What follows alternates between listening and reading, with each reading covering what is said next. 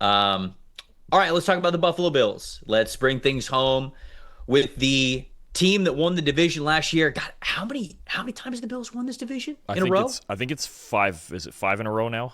I want to No, say I it's think it's five in a more row. than that.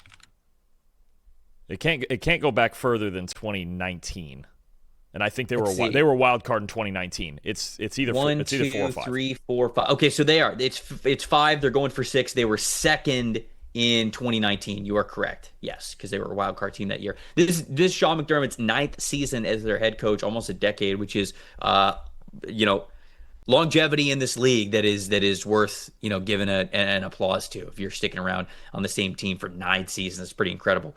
They finished 13-4 last season, as I mentioned, top of the division, lost in the AFC Championship game.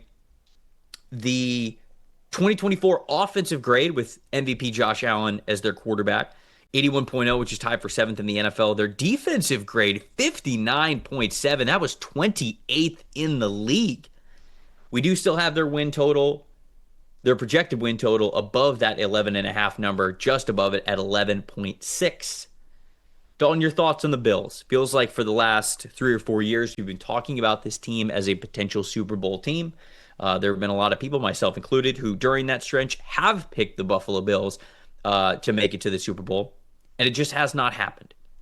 Do you have more faith in them this year? What do you think about the Bills? I think I that's about an equal level of faith as I have in them any other year. Josh Allen can carry them as far as they need to go. They need to make stops in the postseason in big moments. It's their defense to me that has let them down for the last 4 years in the playoffs. I think that was the case again last year against a Chiefs team that really struggled a lot on offense last year. They found a way to go out there and give up 32 points. I know Allen had a shot to tie or even take the lead at the end there, but you're asking him to do so much in Kansas City if you're asking him to score 35 points against Steve Spagnuolo, maybe the best defensive coordinator ever, right? So it's like, to me, Josh Allen is the reason they are Super Bowl contenders.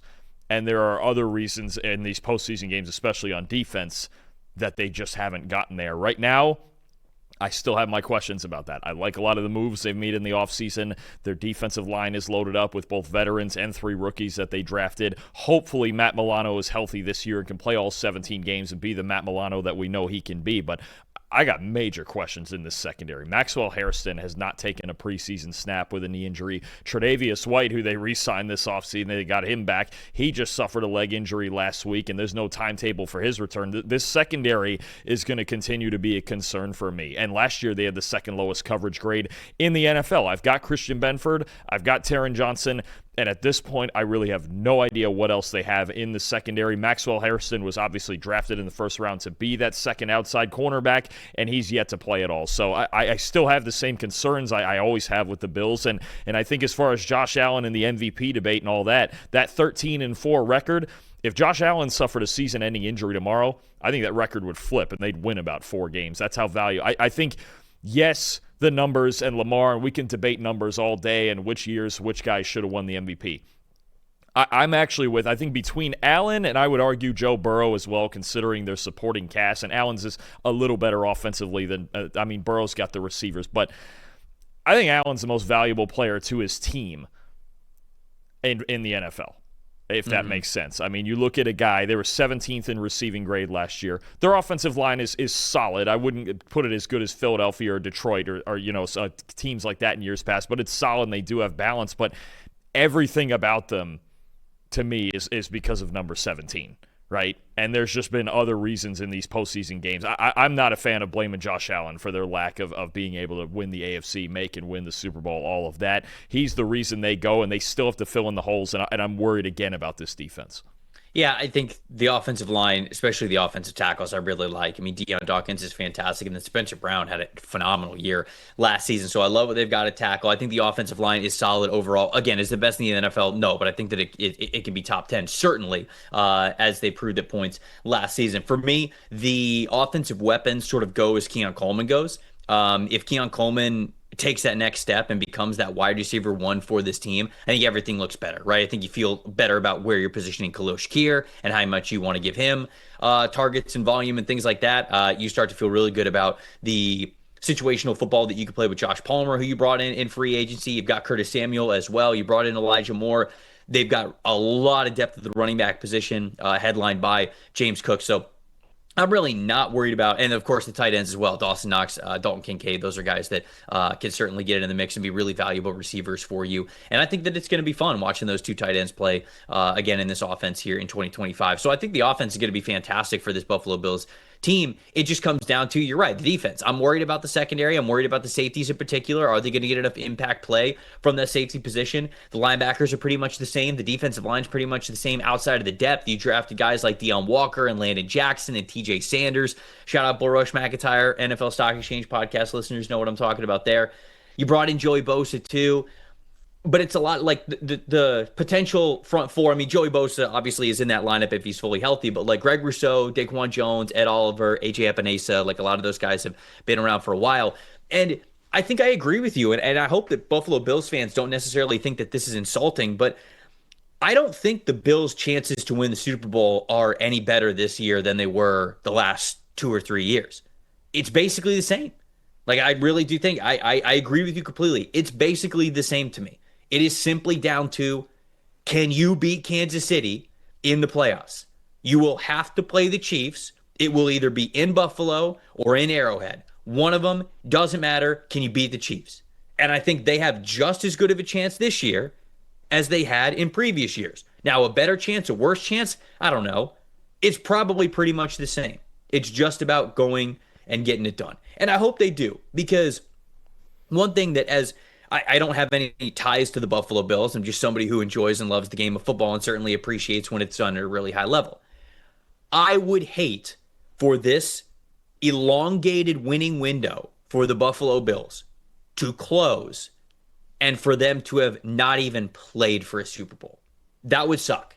That would legitimately suck, and I would not enjoy that as a lover of the game of football. So I hope that they make it to that level, because I think it would be a lot of fun, and I think that the talent ceiling of this team is worthy. I hate using the word deserve, because that sort of brings up a whole conversation of, well, if you can't get there, do you really deserve it? I will use the word worthy, and I think that's a little bit more appropriate. But I think the Bills are once again this year a team that is worthy of getting there. For a key stat here, for Josh Allen, first quarterback in PFF history with 90-plus PFF grade in 5 straight seasons. Dalton, it really was kind of those first 2 years where Josh Allen was grading in the 60s in his NFL career. And then week 3 to this point, he has just been MVP caliber almost every single season. And this year doesn't look any different, in my opinion. No, I mean, again, he's the engine. He's the heartbeat of this team. He's the reason they win football games. And you mentioned going from that second year into that third year. A, the Bills traded for Stephon Diggs. And B, Allen went off to the side and worked. He redid his mechanics, and he got more accurate. Is he ever going to be the most accurate passer in football with as much as he attacks downfield? No. But, I mean, you look at even last year, 7% big-time throw rate is ridiculous. 93.6 rushing grade is ridiculous. In big moments, if it's me, short yardage, red zone, anytime inside the 5-yard line, whatever, I'm not even handing the ball off. And I know they just paid James Cook a lot of money. They have Ray Davis, Ty Johnson, whatever.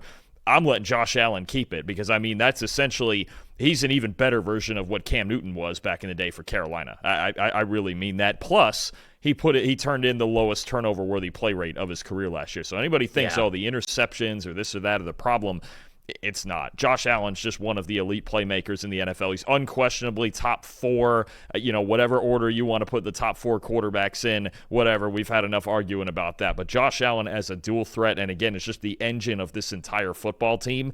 It shows in the grading. I mean, the first ever, Tom Brady had 4 straight, I want to say it was from 2015 to 2018. That sounds right to me. And Allen being the first one with 5 straight 90s. It's just ridiculous what he can do both as a passer and a runner. How do you feel about this defensive line before we get to the season-long predictions? Because I mentioned some of the names there, some of the young guys.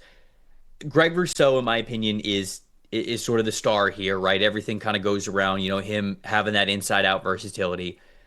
Is he worthy of being that star that the defensive line is built around? And then how do you feel about the supporting cast, the veterans of Daquan Jones and Ed Oliver and Joey Bosa, and then those younger guys, Deion Walker, Landon Jackson, TJ Sanders? Like, how do you feel? And then some young guys that they had the year before as well. Dwayne Carter's on this team. Javon Solomon's on this team. Like, I'm curious what you think about this Bills defensive line? Does it have the depth that you want it to have? Does it have the star power that you want it to have? And I think the conversation kind of starts with Rousseau there. I think maybe they could use one more big-time pass rusher, although I would love to see Joey Bosa in a more situational role where he's not playing every snap and he can avoid the injuries and not play quite as much in run defense. I want to see a bounce back from Bosa, but I like that they've brought in different types of players, right? You've got, obviously, Ed Oliver, who's a good pass rusher. You've got, guys like Michael Hoyt, who's a good run defender. Landon Jackson in college was a good run defender. But then you've got pass rushers like Joey Bosa, TJ Sanders, even Deion Walker. You're right, these young guys, I think they even got different types of players in there who can play different roles, and their run defense especially is a lot better with Rousseau on the field. I think there's definitely enough depth. Rousseau is the star of the show. I think the X factor is Bosa stepping up and being the Joey Bosa that he was for so many years out in San Diego, in LA. I think he played in San Diego, but I just think this is the best unit by far on their defense. It's the back seven I worry about more. I think especially as long as Rousseau is healthy and on the field, he's one of the best edge defenders in football, and I think they've got a deep enough defensive line where they can compete with just about anybody. You mentioned Epinesa as well. They can kind of get these big rotations going. They can have an early down unit. They can have a pass rush unit. They've got a lot of different types of players, and I really like that a lot. I think Rousseau and Oliver are going to be the two guys that play more than anybody else, but they've got a lot of weapons to work with up there. For the Buffalo Bills, Ben Lindsay's season-long bet that he likes the most for them, Josh Palmer, over 1,000 yards receiving. Woo! Plus 1,200. Obviously, you're getting some cash there for that bet. That's over at DraftKings. He said there's a reason why this bet is 12-1. Palmer hasn't put up over 600 yards receiving in a single season. But I think that there's reason to bet on a breakout year in a more stable offensive environment in Buffalo. Palmer earned a higher average separation grade in 2024 than Buffalo's two other starters at wide receiver in Coleman and Shakir, and was a vertical option at 15.0 yards per reception that could quickly become one of Josh Allen's favorite targets. I agree with the reasoning. I don't know if I agree with Ben that we're getting over 1,000, but it is one of those bets that's kind of fun. We heard throughout the show, you've got bets that are, minus 115, minus 110, plus 115. So right around even money that you're getting back whatever you bet. This one's obviously a 12-1 long shot type of a bet, but if you have reason to believe that there is a path to where if he catches fire, maybe he does get over that 1,000-yard mark, and in a very potent vertical offense in which Coleman could be a vertical wide receiver for them, but maybe he's just more of the sort of do-it-all wide receiver one type of a player. Shakir, we know, is going to be a little bit more of an underneath player in his skill set there. Depending on how they utilize their tight ends, it really could be when they want to attack deep, Palmer is the guy that they're going to constantly look toward because he has been that throughout his career, including last year. So a long shot bet here, but one that you can at least paint the picture and create that reality and say, yeah, I can see that happening. I think he's taken your Keon Coleman theory and just applied it to Josh Palmer, right? And he's been a solid player out with the Chargers, right? 3 years ago, he had 769 receiving yards in the regular season. I'm even looking at this last year. 15 yards per catch was a top 20 mark in football. It was actually tied with DK Metcalf and Brandon Ayuk for 16. So you talk about if he got the volume, it is possible, right? And if he's the guy that steps up, especially on the vertical targets, because the hard part about, say, a guy like Khalil Shakir getting those targets, he has one of the lowest average depth of targets in football, right? Keon Coleman, a bit inconsistent last year, a couple of big games, but couldn't bring it week to week. I think when you look at Palmer being maybe the main vertical threat in the Bills' offense, then it starts to make sense. But he's got to play all 17 games. We need the consistency out of him. And then, obviously, Joe Brady's just got to scheme some things up for him. But, looking at this now, I didn't even realize Josh Palmer's not even 26 years old yet. He'll be 26 next month. Feels like he's been around forever. I would have guessed 28. If you put me on the spot, I would have said 28. So it would have been over 26, to your point, while you're bringing it up. There we go.